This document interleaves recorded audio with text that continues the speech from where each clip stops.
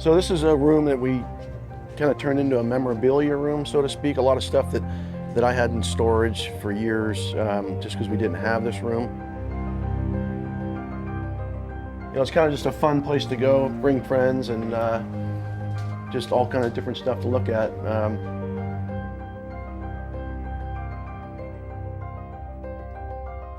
Gosh, so much, all a bunch of stuff from when Jared was little, Little League. There's some draft stuff here too. This is kind of cool. This was on the table at the draft. With the first pick in the 2016 NFL Draft, the Los Angeles Rams select Jared Goff, quarterback, California. That was Jared's first game against Miami. Here in 2016, the #1 overall selection, quarterback Jared Goff, is just moments away from his first professional snap.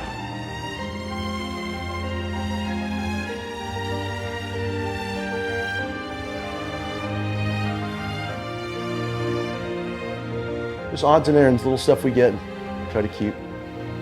Come in here and look at it from time to time.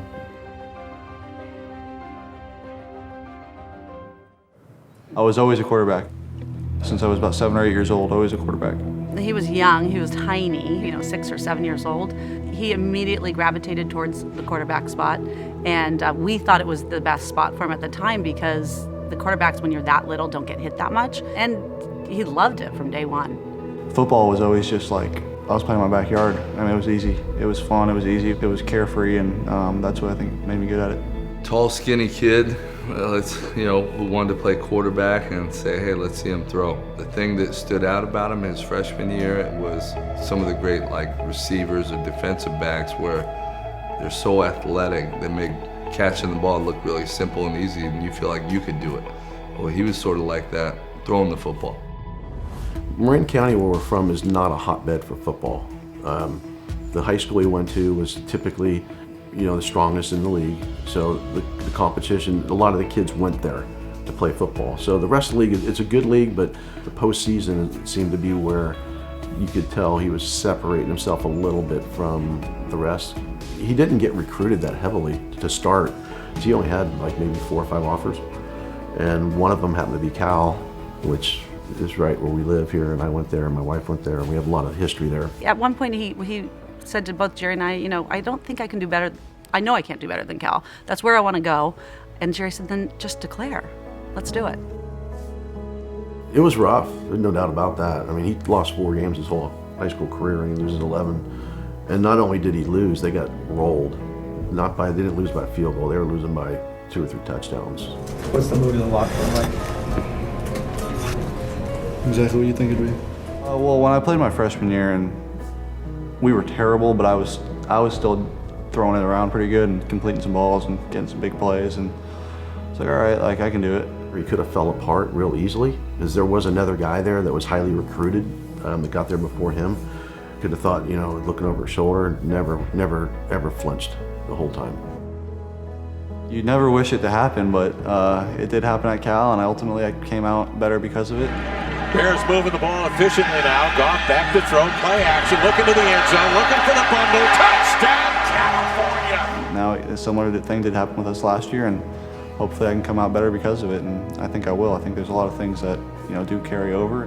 And he's willing to take a hit. You saw it at Cal, you see it already in the NFL his first year. He had the tools and the gifts, just had to see at that point that is he gonna have the head and the heart for it.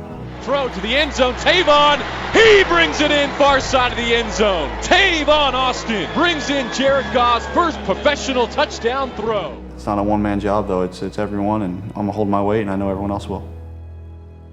Oh no, he lost contain. What I like that you did is you escaped with speed with your eyes up. You know what I mean? It's turning. You can feel it in OTAs, you can feel it at minicamp. The tide is turning, and I think it starts with Coach McVay and everything he's instilled. But let's always keep in sight too, we're one team. We're still trying to make each other better, all right? Just the expectation level is much higher this year. I know I'm ready to go, and I know guys like Todd and guys like Tavon are ready to go on offense, and Ogletree and Aaron, all those guys are ready to go on defense. I think the biggest thing is sort of taking that 1-11 year and using that to his advantage. Just sort of being himself, staying the course. I think they can expect a really hard worker, someone who's not going to settle for anything less than giving it his best and really turning this thing around and producing a winner in LA. He's trying to make his craft as great as he can, and he's trying to be as good as he can. You know, when you're not winning, everyone's getting ridiculed or criticized, but when you're the #1 pick, it's sort of everyone else is invisible and you're the guy. People are going to say, well, of course it's going to be better than last year, you know, you hear that. But it's going to be. I'm excited for, you know, training camp to get down there, get back with the guys, and start to build for what we hope to be a really good year. I don't go to practice. I don't know anybody really coaches or anything. I just talk to Jared, and this is what my sense is, that he's happy and he's got some weapons. Just the feel of the team, from what he says, is much better than, you know, it was. So I think Rams fans, be ready. It's going to happen, man.